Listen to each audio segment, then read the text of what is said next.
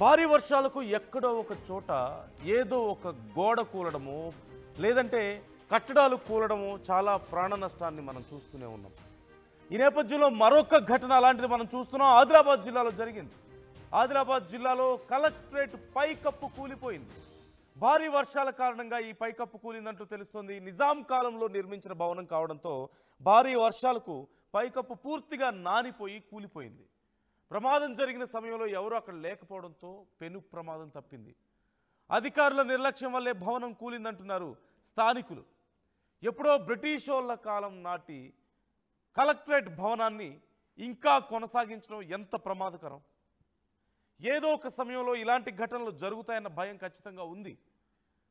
అందులోనూ ప్రభుత్వాధికారులు కూర్చునేటువంటి కార్యాలయం, కలెక్టరేట్ కార్యాలయమే ఇలా కూలిపోయిందంటే ఆ క్షణంలో అదృష్టం కొద్దీ అక్కడ ఎవరు లేరు కాబట్టి సరిపోయింది. లేదంటే ఎంత భారీ నష్టం జరిగి ఉండేది.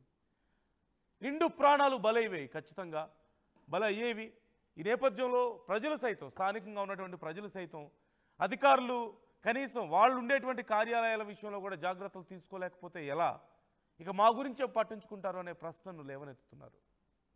రవినాయక్ జాయిన్ అవుతున్నారు మనతో, మా ప్రతినిధి. ఒకసారి మాట్లాడదాం. రవి, ఏ సమయంలో ఇది కూలిపోయింది? అక్కడ ఆ టైంలో ఎవరు లేకపోవడంతో పెను ప్రమాదం తప్పింది అంటున్నారు. ఎప్పుడో బ్రిటిష్ వాళ్ళ కాలం నాటిదట కదా, ఎలా యూజ్ చేస్తున్నారు? ఇంకా అధికారులు ఏమంటున్నారు దీని మీద? ఎస్ నందు, ప్రధానంగా ఉమ్మడి ఆదిలాబాద్ జిల్లా కేంద్రంలోని కలెక్టరేట్ ఏదైతుందో ఆ కలెక్టరేట్ చాలా పురాతన కాలం, అంటే 1955, 56 సంవత్సరంలో ఆ కలెక్టరేట్ నిర్మాణం పూర్తయింది. అప్పుడే ఓపెన్ అయిన పరిస్థితి. ఆసిఫాబాద్ నుంచి కలెక్టరేట్ ఆదిలాబాద్ జిల్లా హెడ్ క్వార్టర్ తరలించిన పరిస్థితి. అప్పుడు ఏదులాపురం అని దానికి పేరుండే. అయితే ఈరోజు సాయంకాలం సమయంలో కరెక్ట్ 8 గంటల సమయంలో ఆ కలెక్టరేట్ కూలినట్టయితే ప్రాథమికంగా చెప్పిండు. కలెక్టరేట్ లో ఉన్న ట్రెజరీ విభాగం ఏదైతే ఉందో రైట్ సైడ్ ఉంటుంది, లెఫ్ట్ సైడ్ ఉంటుంది. ఆ లెఫ్ట్ సైడ్ ఉన్న కింది ఫ్లోర్ అంతా కూలిపోయిన పరిస్థితి. ఆ సమయంలో ఎవరు లేకపోవడం, 7 నుంచి 8 మధ్య ఈ ఇన్సిడెంట్ జరిగింది. ఈ ఇన్సిడెంట్ జరిగిన తర్వాత అప్పుడు ఎవరు అక్కడ లేకపోవడం ఒక పెను ప్రమాదం తప్పిందని చెప్పుకోవచ్చు. లేకపోతే ఎప్పుడు కూడా రద్దీగా ఉండే కలెక్టరేట్ ట్రెజరీ విభాగం ఏదైతుందో ఎప్పుడు కూడా బిజీ ఉంటుంది. ఆ బిజీ సమయంలో జనాల ఫ్లోటింగ్ కూడా ఉంటుంది. దీని కారణంగా ఎటువంటి ప్రమాదం జరగలేదు. అంటే ఫ్లోటింగ్ లేని కారణం అప్పటికే సమయం అయిపోవడం, దీనివల్ల ప్రమాదం జరగలేదు. అయితే వరుసగా వర్షాలు పడుతున్న విషయం తెలిసిందే. వర్షాలు పడడం, వర్షాల అంశంలో కొంత ఇబ్బందికరంగా మారిన విషయం ఉమ్మడి ఆదిలాబాద్ జిల్లా వ్యాప్తంగా పలు చోట్ల భారీ వర్షాలు కురిసిన విషయం కూడా తెలిసింది. అయితే ఇప్పటికే ఈ కలెక్టరేట్ లైవ్ టైం అయిపోయిందని పలువురు అధికారులు ప్రపోజల్ పంపిన పరిస్థితి. ప్రపోజల్ పంపిన తర్వాత తెలంగాణ రాష్ట్రం ఏర్పడ్డ తర్వాత నూతన ప్రభుత్వం ఏర్పడింది. నూతన ప్రభుత్వంలో 55 కోట్ల రూపాయలతో సర్వే నంబర్ 72లో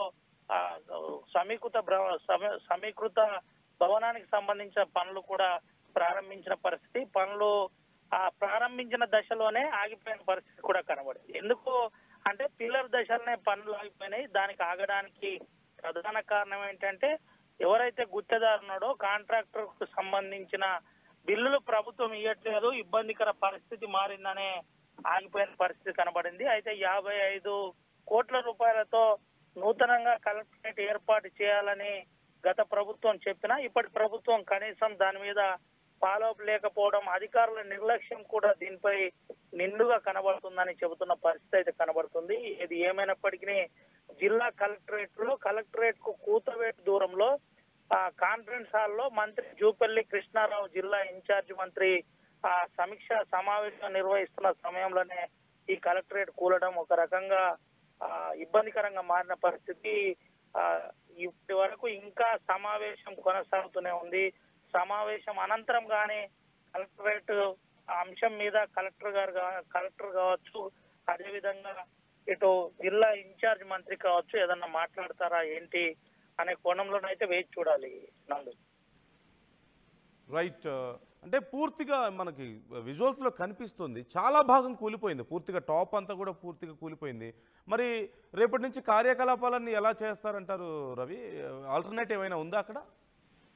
నందు ప్రధానంగా కలెక్టరేట్ కు సంబంధించిన అంశంలో ఇప్పటికే కన్ఫ్యూజన్ లో ఉన్న పరిస్థితి. అధికారులు కూడా చాలా క్లియర్ గా ఈ కలెక్టరేట్ పని అయిపోయింది, ఏ క్షణమైనా డిమాలిష్ చేయవలసిందే, ఏ క్షణమైనా కూలవచ్చు, వెంటనే అది పూర్తి చేయాలని చెప్పారు. అయినప్పటికీ నిర్లక్ష్యం వహించినట్టు నిండుగా కనబడింది. దీంట్లో పాలకులతో పాటు అధికారులు, జిల్లా స్థాయి అధికారులది కూడా నిర్లక్ష్యం నిండుగా కనబడింది. దీంతో పాటు రేపటి నుంచి ట్రెజరీ విభాగం ఏదైతే ఎంట్రన్స్ లో లెఫ్ట్ సైడ్ ఉండే ట్రెజరీ విభాగం ఎట్లా రేపు పొద్దున వీళ్ళ కార్యకలాపాలు కొనసాగుతాయి ఏంటి అనే కోణంలో అయితే చూడాలి. వీళ్ళకి ఆల్టర్నేటివ్ అంటే అక్కడే జిల్లా హెడ్ క్వార్టర్ కాబట్టి ఇంతకుముందు చాలా విభాగాలు ఆ ప్రాంతంలో అంటే ఆ చుట్టుపక్కల ఆఫీసులు ఉండేవి. జెడ్పీ ఆఫీస్ కావచ్చు, పక్కనే జెడ్పీ ఆఫీస్ ఉంటది, దాని ముందే ఆ పిఆర్ ఆఫీస్ ఉంటది, అటు పక్కనే ఇటు పెనుగంగా ఆఫీస్ ఉంటది. ఇలా పలు ఆఫీసులు ఉన్నాయి కాబట్టి అక్కడికి ఏదన్నా రేపు అర్జెంట్ గా తరలిస్తారా లేదంటే ఇతరత్ర ఇంకేదైనా ఆఫీస్ కు తరలిస్తారా, ఇటువంటి అంశాల్లోనైతే ఇంకా ఒక క్లారిటీ అయితే రాలేదు. కానీ ఏదో ఒక ఆఫీస్ లో అడ్జస్ట్ చేసే అవకాశం అయితే మెండుగా కనబడుతుంది.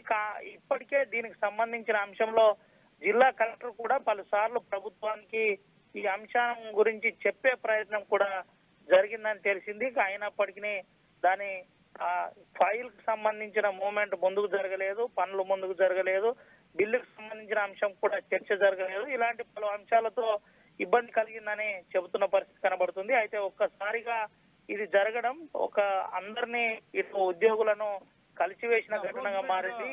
రవి, అప్రాక్సిమేట్ గా ఎంత మంది పనిచేస్తుంటారు ఇప్పుడు ఆఫీస్ లో ప్రతిరోజు? ట్రెజరీ ఆఫీస్ లో దాదాపుగా 50 నుంచి 55 మంది పనిచేస్తారు.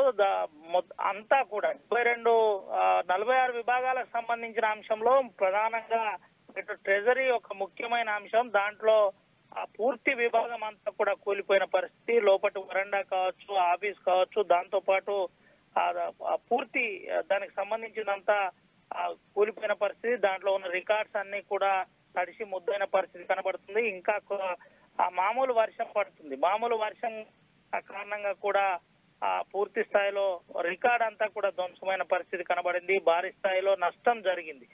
రికార్డ్ సంబంధించి కంప్యూటర్ సిస్టమ్ కావచ్చు, కంప్యూటర్స్ కావచ్చు, అందులో ఉన్న బీరువాలు కావచ్చు, రికార్డ్ అంతా కూడా కొంత నష్టం జరిగే అవకాశం ఉంది. కంప్యూటర్స్ సంబంధించిన అంశంలో హార్డ్ డిస్కులు అవి అంతా కూడా పనిచేసినప్పటికీ ఒకవేళ నైట్ లో కనుక వర్షం పడితే అవి కూడా ఇబ్బందికరంగా మారే ప్రమాదం అయితే ఉంది. నందు right thank you Ravinayak, thanks for the details. మనం చూస్తున్నాం ఒక ప్రభుత్వ అధికారులు ఉండేటువంటి భవనం, ప్రతిరోజు 50 నుంచి 60 మంది వరకు ఆ భవనంలో పనిచేస్తూ ఉంటారు. అలాంటి భవనం ఎప్పుడో బ్రిటిష్ వాళ్ళ కాలంలో కట్టినటువంటి భవనంగా తెలుస్తుంది. ఇంకా అదే భవనంలో వాళ్ళు పనులు చేసుకుంటున్నారు. రోజు 50 నుంచి 60 మంది అక్కడ ఉంటారు. సామాన్య ప్రజలు ఎలాగో వచ్చే వెళ్తుంటారు. ఒకవేళ గనక పగటిపూట డే లైట్లో ఈ ఘటన గనక జరుగుంటే ఎంత భారీ నష్టం జరిగి ఉండేది ఒక్కసారి మనం ఊహించవచ్చు. పెద్ద భవనం, భారీ భవనం మనకు క్లియర్గా కనిపిస్తుంది. చుట్టుపక్కల ఆ చుట్టూ రౌండ్గా రూమ్స్ కనిపిస్తున్నాయి. చుట్టుపక్కల మధ్యలో టాప్ సీలింగ్ మనకు కనిపిస్తుంది, కూలిపోయినటువంటి సీలింగ్. సో పూర్తిగా ఆ టాప్ అంతా కూడా కూలిపోయింది. ఒకవేళ ఆ సమయంలో మనుషులు ఉండుంటే నిజంగా ప్రాణాలతో బయట పడగలిగే వాళ్ళ, ఎంత భారీ నష్టం జరిగి ఉండేదో మనం ఊహించుకోవచ్చు. కనీసం ఊహకు కూడా అందడం కష్టమే. ఎందుకని అధికారులు ఇలాంటి విషయాల్లో ఇంత జాప్యం చేస్తున్నారు? బయట అనేక సందర్భాల్లో మనం చూస్తుంటాం. చాలా బిల్డింగ్స్కి అధికారులు ఆ బిల్డింగ్స్ యొక్క ఏజ్ అయిపోయినప్పటికీ కూడా, ఇక ఆ బిల్డింగ్స్ పాతబడిపోయినప్పటికీ కూడా, అయ్యే ఫిట్నెస్ లేకపోయినప్పటికీ కూడా ప్రాపర్గా వాటి గురించి పట్టించుకోక వాటిని డిమాలిష్ చేయకుండా చాలా సందర్భాల్లో చాలామంది ప్రాణాలు పోయినటువంటి ఘటనలు మనం చూసాం. ఇప్పుడు ఆదిలాబాద్ జిల్లాలో ఏకంగా ప్రభుత్వ కార్యాలయంలో కూలిపోయింది. కనీసం అధికారులు ఈ విషయంలో ఎందుకు జాగ్రత్తలు తీసుకోలేకపోయారు? అయితే ఇప్పటికే ఒక కార్యాలయం కట్టాలని ప్లాన్ చేశారని, కాకపోతే కాంట్రాక్టర్ సరిగా దొరక్కనో, బిల్లులు రిలీజ్ అవ్వకనో, ఆ విషయాల్లో కొంచెం గందరగోళం ఉండడం వల్ల అది ముందుకు వెళ్ళడం లేదు. ఇప్పుడు ఏం చేయగలుగుతారు? ఎక్కడుండి వాళ్ళు పని చేయగలుగుతారు? ఒకవేళ ఆ సమయంలో ఎవరైనా ఉంటే అధికారులు ఉండొచ్చు, సామాన్య ప్రజలే ఉండొచ్చు, ఏదైనా పని మీద అక్కడికి రావచ్చు. ఎంత భారీ నష్టం జరిగి ఉండేది, ఎన్ని కుటుంబాలు రోడ్డున పడాల్సిన పరిస్థితి వచ్చేది. ఆ తర్వాత ఎవరిని బ్లేమ్ చేసి మాత్రం ఏం ఉపయోగం? ప్రభుత్వ భవనాలే సరిగా చూసుకోలేకపోతే రేపు ప్రజల గురించి పట్టించుకునే తీరిక ఇంకెక్కడుంటుంది? ప్రజలకు ఏదైనా పని కావాలంటే ఎలా చేయగలుగుతారు? ఖచ్చితంగా ఈ విషయంలో మరొకసారి ఆలోచించాలి. వీలైనంత త్వరగా కొత్త భవనం నిర్మించాలి. అట్ ది సేమ్ టైం ఇలాంటి ఇప్పుడంటే త్రుటిలో ప్రమాదం తప్పింది, ఇంకెక్కడైనా ఇలాంటి భవనాలు కనుక ఉంటే వీలైనంత త్వరగా వాటి విషయంలో చర్యలు తీసుకోవాలి. ఆల్టర్నేట్గా ఏదైనా సౌకర్యాలు ఏర్పాటు చేసుకోవడం మంచిది. సుదీర్ఘకాలం పాటు వర్షాలు పడుతున్నాయి కాబట్టి, భారీ వర్షాలు పడుతున్నాయి, ఖచ్చితంగా పాత భవనాలు గోడలు కూలిపోయే ప్రమాదం ఉంటుంది. ఇప్పటికైనా అధికారులు జాగ్రత్తలు తీసుకోవాలని కోరుకుంటుంది ఆర్టీవీ. ఈ అంశానికి సంబంధించి మీ అభిప్రాయాలను కూడా మాతో పంచుకోండి.